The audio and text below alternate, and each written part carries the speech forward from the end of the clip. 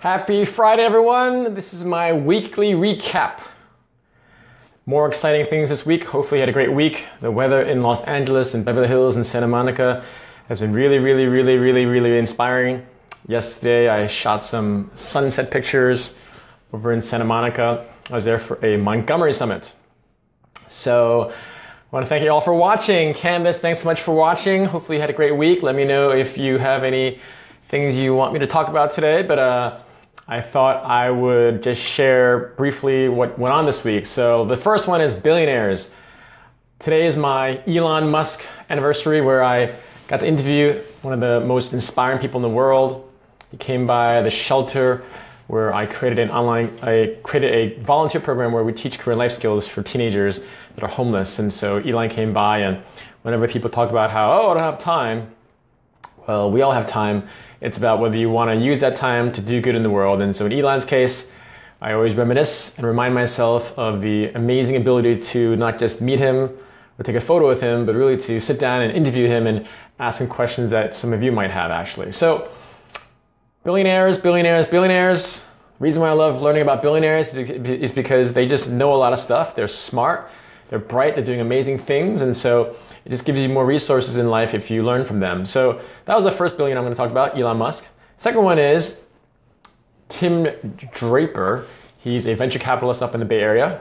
Got to meet him yesterday at the conference, and pretty exciting stuff. He helps people build and invest in companies, and so he invited me to speak at his university up in the Bay Area. So for those of you who are in the Bay Area, maybe I'll see you up there.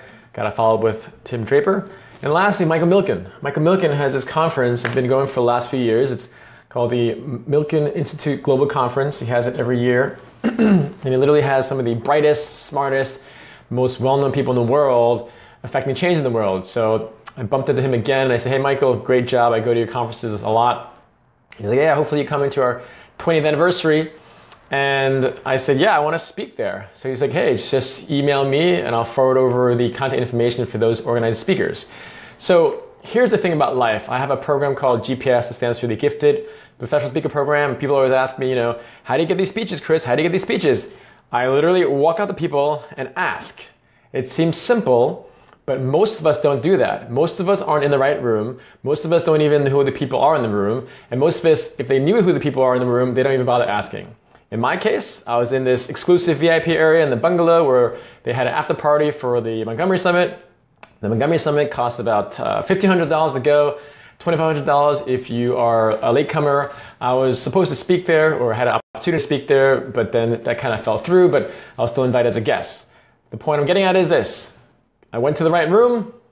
One of my friends said, hey, there's Tim Draper. I'm like, oh, cool. I know Tim has a university. So I walked up to Tim, talked to Tim, asked him what he's about, what's his university about, shared a few stories about how I created an online training program to help entrepreneurs become speakers, to position themselves as speakers. And he's like, oh, that'd be amazing. Perhaps you can come by and talk to our students at the university. I'm like, that's amazing too. That's the first thing, right? Same thing with Michael Milken. Michael Milken is one of the most well-known people in the world. He has this Milken conference every year. It costs $12,500 to go. And it's really inspiring as heck. And now sometimes people say, well, I don't have that money. And if you're investing $12,000, then you're going to get opportunities that are in the millions or the hundreds of millions or even billions. And if you don't have that money, I have different programs that I have different strategies I share with you in my book, the Big Game Hunting book that I wrote, which is the #1 bestseller. And it's all about how do you get in or talk to and engage with people that might be considered out of your league, if there is such a thing. I mean, there is definitely different levels, but it's really more a personal thing where, in Michael Milken's case, I bumped into him at the conference yesterday, told him about his conference, said I've been there many times, and I said, yeah, I want to speak there. And he said, well, send me over the information, right? So sometimes they'll say no, which is fine, but the point I'm getting at is too many people don't know the right rooms to work in, don't know the people in the rooms, don't do the research, and then they wonder why they don't have the opportunities that they need and want in life. And so I just encourage you to be more bold, be more assertive, be more outgoing, because like anything in life, courage is like a rubber band. The more you do something, the more it expands. The less you do something, it contracts. So whether it's with speaking, whether it's with business, whether it's with sales, whether it's with girls or guys, it's all about how do you level up your game? How do you have the next level of success? Which is why I'm always like talking about how amazing my my GPS program, the Gifted Professional Speaker program is, because we already have people in 39 cities and 11 countries, and we're building out this massive community. So the thing I'm most excited about is that we're building this massive community to teach people how to position yourself as a global speaker and brand yourself as such. So this is something that I want you to keep in mind, because whether you go to this conference or not, it's called the Milken Global Institute. It's the Milken Institute Global Conference. The Milken Institute is a think tank, and essentially they try to tackle very challenging issues. In Michael Milken's case, he used to have I think he had prostate cancer, and he does a lot of research in cancer, but he just does a lot of different things around the world. And so if you flip through this conference, you'll see things like conversations with Congress, or the transformation of finance, technology's impact on Wall Street, or cyber resilience, or bringing 21st century medicine to America's veterans. And then another one called the alchemy of capital structure. Now, some of these words might not be familiar with you. Some of them might be completely out of your comfort level, but that's the whole point. If you're always doing things that you already know how to do, if you're always walking down the same street that you walk down, if you always walk and drive along the same highway or freeway, wherever you're from, or parkway, wherever you're from, you're going to get to the same destination. So unless you challenge yourself and push yourself to learn about things or people that aren't in your specific network, then you're never going to learn and grow. So this recap was Billionaires, which I talked about Elon Musk, which I had a chance to interview. This is an anniversary of sorts in that I interviewed him a few years back. I got to meet Tim Draper, who's a venture capitalist up in the Bay Area, and he invited me to speak at his school, which is freaking awesome. And then lastly, Michael Milken. I bumped into and met him a bunch of times, and he has a conference coming up that's one of the premier conferences in the world, and I might have an opportunity to speak there. And the how is just ask. And what I teach in my program is about what specific things do you ask, how do you ask, and how do you find the courage to ask the people that you want to work with. So that's the first one. General is the second topic, which is General Petraeus. So Michael Milken was actually interviewing General Petraeus. And this is why I love going to certain conferences. Usually I go specifically to speak now. But sometimes if I'm in the area, if my schedule is open and I have some friends that I want to see, I mean, people that are at a certain level, they really do congregate in specific places where it's just them. So General Petraeus was being interviewed by Michael Milken, and it was interesting to see his perspective on life. And this is the thing, when people are thought leaders or global leaders, they have different opinions and different experiences around the world. And so Michael Milken would say, well, 60% of people in China that have over $1 million and higher want to leave the country. What do you do about that? And again, he's asking General Petraeus, because General Petraeus is a global leader. And so it's just interesting to see people that are at that level, who have that experience on a global level, give you thoughts, because unless you meet these people or get interviews from these people, and by the way, this conference, it's open to everyone online, just like the TED Talks, they're open to everyone to watch. And so all the knowledge is out there, you know. Knowledge is not power, applied knowledge is power. So just keep that in mind, okay? So General Petraeus, really intelligent guy. I liked how he was very calculated and very thoughtful with his comments. And he was a bit funny too, in that at one point, maybe 2/3 into his speech at lunchtime, he dropped a, "Let's make America great again." And he even looked at Donald Trump, someone that might be considered very polarizing, but he looked at it objectively. He looked at it at some of the good things, some of the not so good things. So it just gives you an idea of how to think and how to be more open to people, even if you don't think you like them.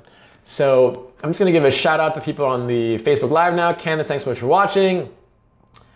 Dylan, thanks so much for watching. Christoph Chu, thanks so much for watching. Christoph Chu is a really talented realtor. He's had experience in the real estate business for almost 30 years. He gave me a great glowing testimonial where he said, about a year and a half ago, he said, I learned more in 15 minutes from Christopher Kai than I have at a whole day event, including people like Tony Robbins. So Christoph, thank you so much for that endorsement. And if you are interested in luxury real estate, Christoph is the man to talk to. Minerva, thanks so much for watching. Frank Pertita, thanks so much for watching. I appreciate it. Sophia, thanks so much for watching. I think you are in UK. I was just talking to someone yesterday who's from London, who's a Brit, and she talked about how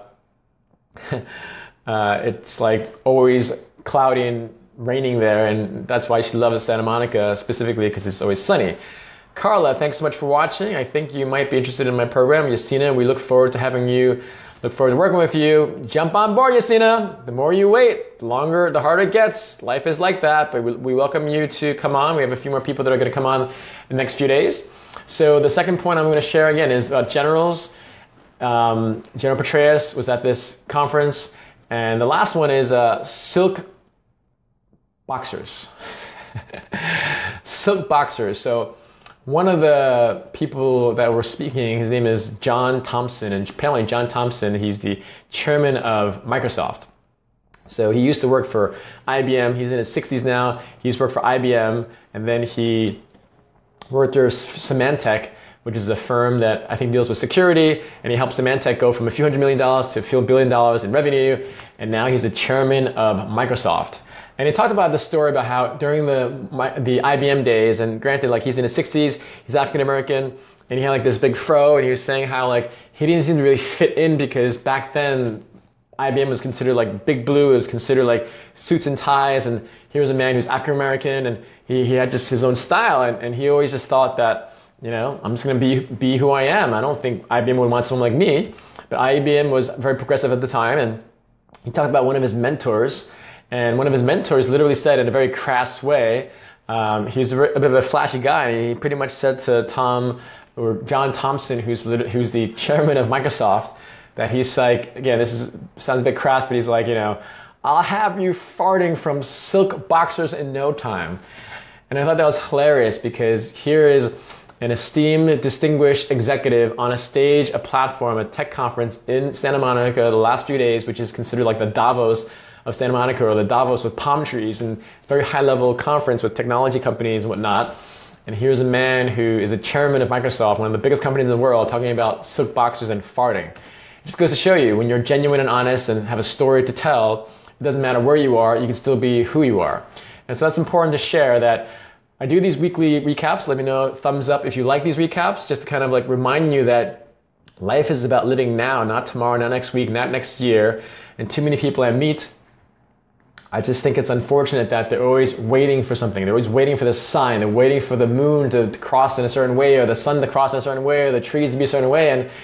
And to be honest, life doesn't work that way. You know, life is just shot at you point blank. And we all assume that we have more time. We assume that we're going to have another day, another week, another month, another year. You know, we assume all that. But all of us have known people that have passed away before their time. And so I really encourage you to really think about what you want to do with your life. And I do these like sunsets. It's 5:56 when I started this, and I love sunsets because it reminds me that another day has passed. And so tomorrow when the sunrise comes up, you have another day. Now you can look at life in two different perspectives. We talked about this before in terms of mindset. A woman by the name of Dr. Carol Dweck, she studied mindset. She has a book called Mindset, The New Psychology of Success. And she talks about there's really two different types of mindsets. There's a fixed mindset and a growth mindset. The fixed mindset is, Chris, I don't have the money for your program. Chris, I'm not smart enough. Chris, I'm not bright enough. Chris, I can't do this. The growth mindset is, you know what? I'm going to commit and figure it out. Just like for me, as I said in past videos about how if you have a broke mentality, if you have a poverty mentality, you'll never get very far. There are many times in the past where I didn't have a lot of money, but I still committed by put it on my credit card because of the fact that I knew that if I made that investment, I'd commit. And the unfortunate reality is, whether it's with my program, it's whether with a book or with a relationship, if you don't commit, if you don't focus, if you don't actually have the intention to do what you say you want to do, you will never get very far. And so I remind you that so much of life is about sharing your story and about empowering people, because when I do these weekly recaps, it's all about staying focused on what you want to do, because if you do what you want to do, you'll be happier. If you're happier, the people around you will be happier. If the people around you are happy, the whole world will be happier. So if you have any questions about why I always share these stories, because stories are 22 times more memorable than facts, or if you want to just share any of your stories, I'll be happy to. And I guess I'll just do something really different right now. Like public speaking, since my program is about not just how to speak better, it's about the business side of speaking, and it's also about the branding. So I do this sometimes where I'm like, you know what, just throw out a word, and I'm going to just share a speech on a word that you share. It's called impromptu speaking. So if you have a word that you want to just throw out there and put in the comments, and I'll just do like an impromptu, I'll speak on that word for like 30 seconds to a minute and see if anyone says anything like that. So Candace, again, thanks so much for watching. Dylan, Christoph, Minerva, Frank, thanks so much for watching. Sophia, Carla, Yasina, yes, Sophia is in London. Sophia, thanks for your comment about showing you the sunset in Santa Monica. This is the beauty of being online, because we can be all around the world and show different pictures.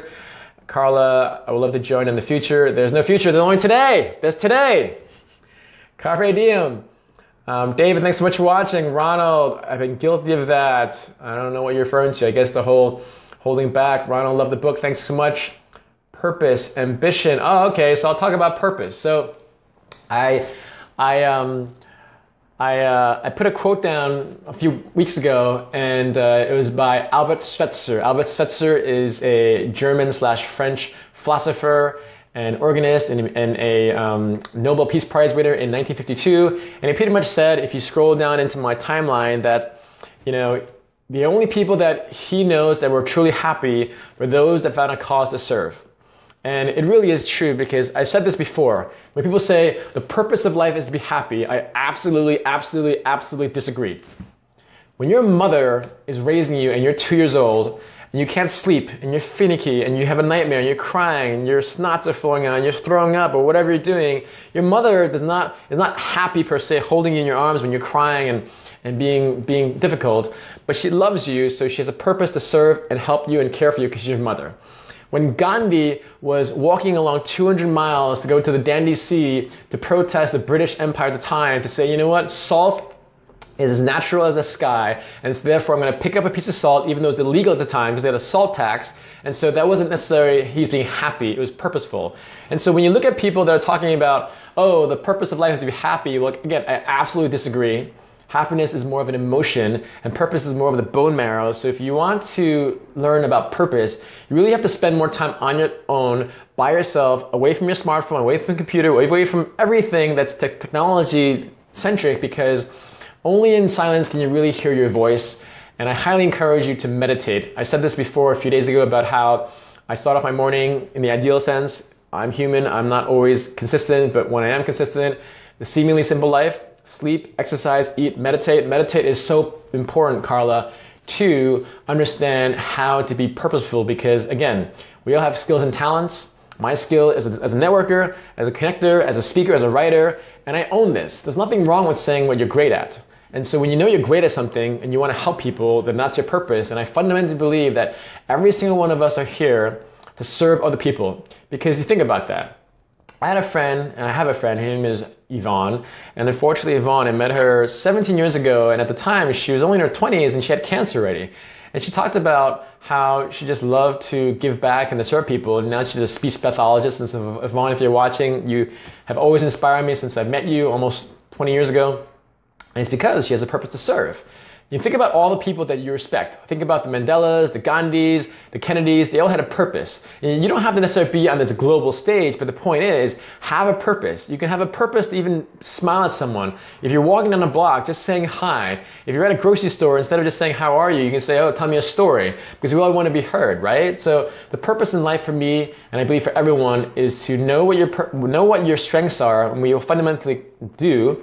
Whether you make a living from your strengths or not, you can still have the purpose to serve. Because once you start serving and focusing on that, you'll be so much more happier in life, and you'll feel less lonely and less uncertain about your life.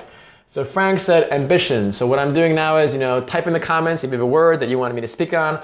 Happy to do that, because how can I teach you how to speak well if I don't speak well myself? And one of the highest skill sets is to speak impromptu, because oftentimes people ask you questions and you have to just jump in and just answer them. So ambition.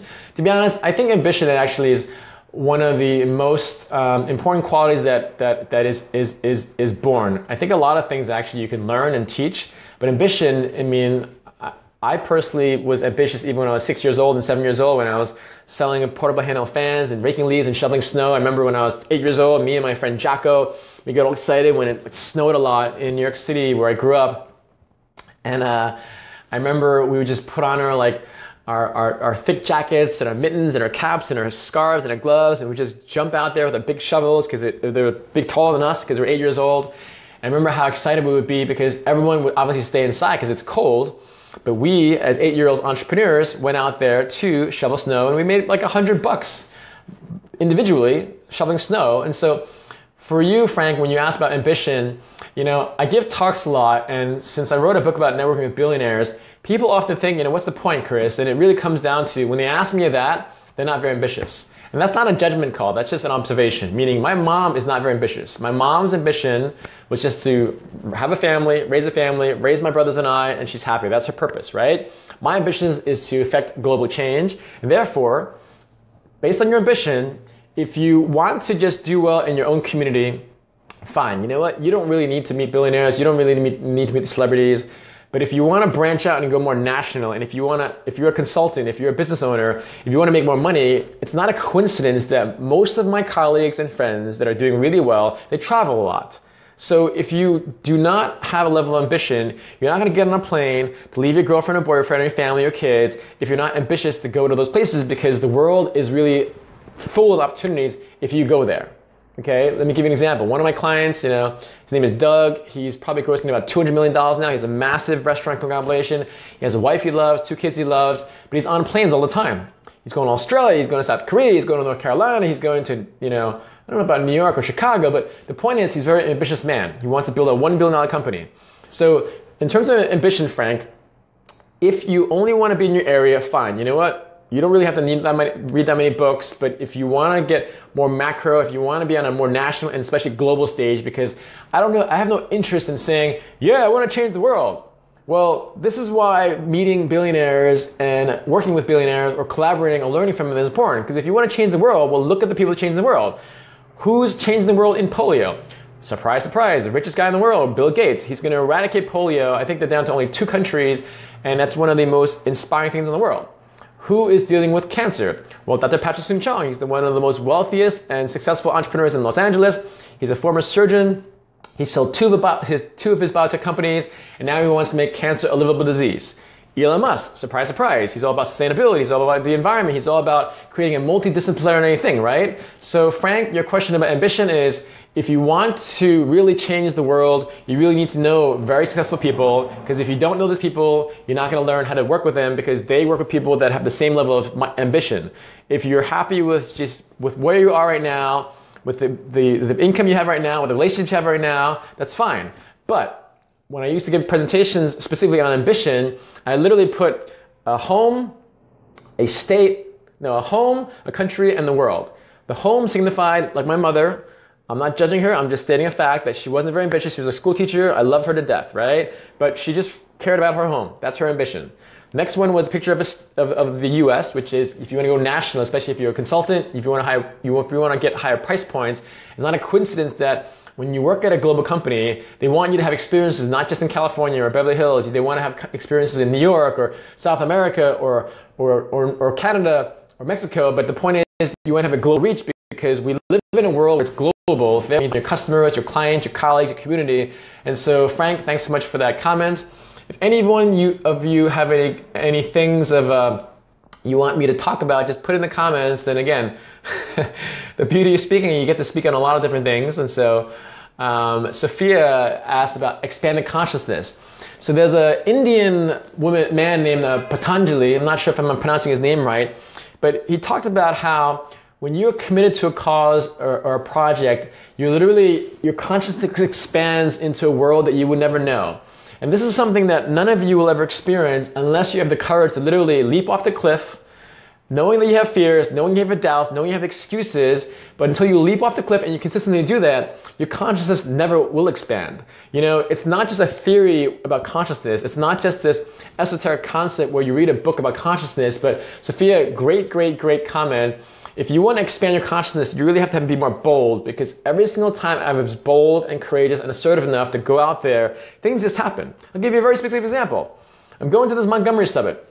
I get there at lunchtime. The 2 biggest people there in terms of notoriety is Michael Milken, who created this conference. He's interviewing General David Petraeus right there on the actual stage. Talk about expanded consciousness, right? I want to meet General Petraeus. I want to invite him down to my homeless youth program. I already know Michael Milken. So as I'm walking around, I leave the luncheon area in the banquet hall. I walk out. I'm just walking around, just kind of seeing and gathering my bearings. I walk back to the conference hall. Guess what? Surprise, surprise. General Petraeus literally is walking out. I say hi to General Petraeus. I talk to General Petraeus for a little bit. I talk to his assistant. I get his contact information. I've already contacted him relative to seeing if he wants to speak, and so I can interview him, right? Expand the consciousness. I'm walking around to other places, get some food, and this tense, because all the conferences always have really great food. I walk back. What do I see? Who do I meet? Michael Milken, right? So it's like the people that are like, let's say one of my good friends, Marco, He has a Omni Nano nonprofit where he teaches students how to understand nanotechnology, and Marco's always like, science can prove everything, right?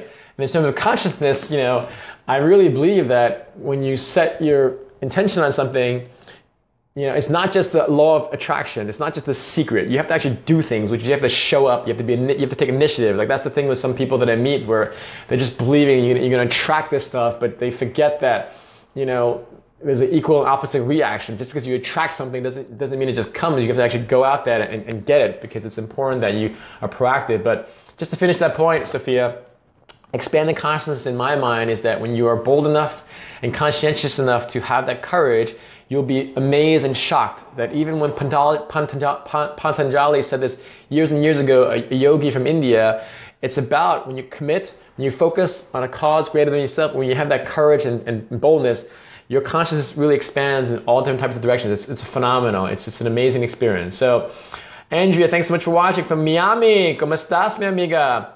Paul Sabaj. Carla, thanks. Great. Thank you for speaking on purpose. You're welcome. Terry, thanks so much for watching. Yasina DeMarco, passion versus profit, are they synonyms? Absolutely not. I absolutely don't believe that, and that's a great question, Yasina. So passion is really more of like this thing you're good at, perhaps. Like, let's say I'm passionate about speaking, right? And my purpose isn't necessarily speaking. The speaking part is more of my tool I use to affect my purpose. So my purpose is to serve, to give, to learn, to inspire, right? And so speaking might be a passion I have. So though I'm passionate about speaking, my purpose is to teach. So hopefully that makes sense, Jacinta. If it doesn't, I can be more clear, but it seems kind of clear to me, which is, again, passion is more about what you really have a strong feeling for, but your purpose is what you're actually doing for it, So you can be passionate about something, and I guess like if I say my purpose is to teach and to serve, I guess I can be passionate about that, but I really see those as two very distinct things, and I guess in your world it could be synonymous. But in my world, I really believe that the purpose is really the core foundation, and the passion is a feeling or emotion you have. And I want to kind of say one more point about passion, where we talk about passion a lot, but we talk less about intensity and commitment. And intensity is really more about digging deep, and then your commitment is really about things in life where, when I commit to things, I'm all in.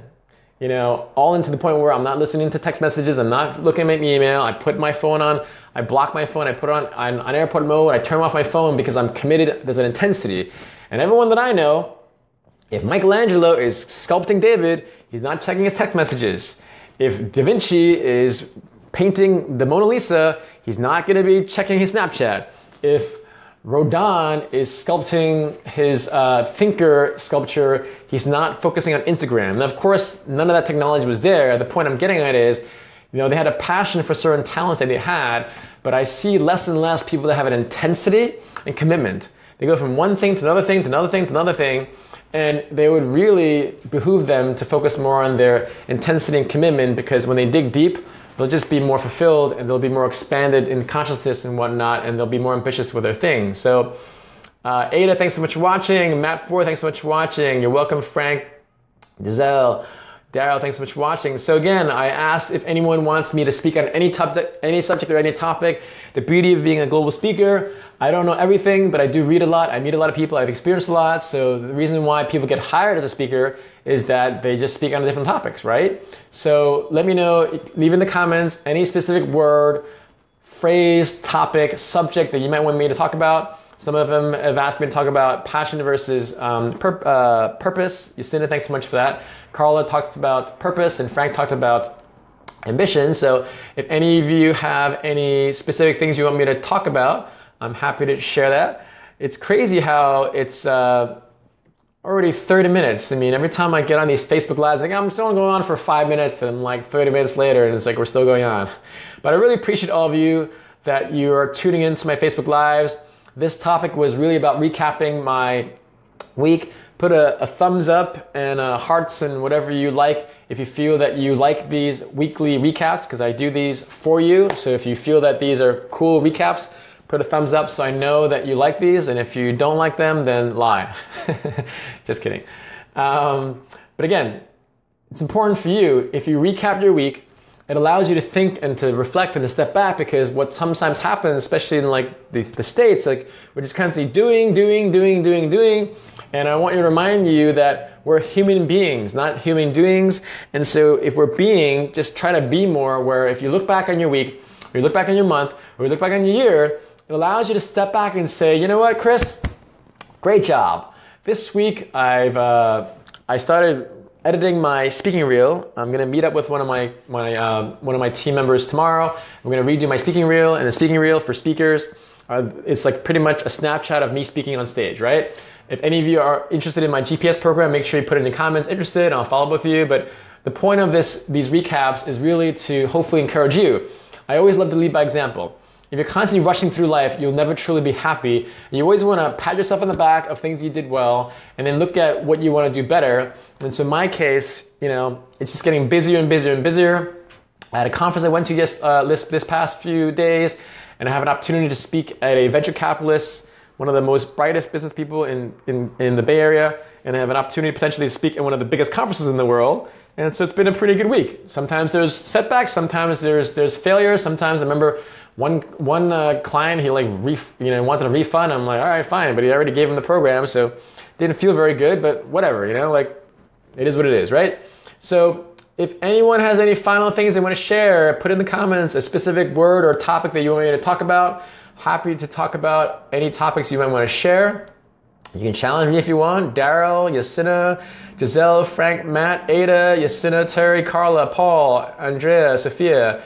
If there's any specific topics you want me to talk about, put that in the comments now before we leave, and I'm going to go get some dinner. I made some chicken and tomato soup because I love me some soup. So thank you so much for your support. Thanks so much for watching. Again, if you want to learn more about my program, it's all about sharing stories, which is why I'm always repeating myself, because knowledge is not power, applied knowledge is power. When you learn how to share stories, stories are 22 times more relevant than facts. You tell me, has anyone shared a story this week about billionaires, generals, and silk boxers? I put that deliberately like that, so make sure that you are mindful that if you want to be remembered, if you want to find more clients, if you want to find more friends, you have to be interesting. We live in a world where so many of us have bad attitudes and bad lifestyles. Bad stands for bored, aimless, and distracted. If you are entertaining, you'll be more entertaining to people, and you'll have more friends, you'll have more clients. If you're aimless, and if you have a specific skill set, a specific talent, a specific gift, you can help people have more direction in life. Lastly, if people are distracted, you want to have that focus yourself in what you're doing in your career, your business, and so you can help other people, because it's all about leading by example. No one's perfect, but you want to do your best to lead by example. So thank you so much. I will see you next time. Have a great weekend, everyone, and a great Friday.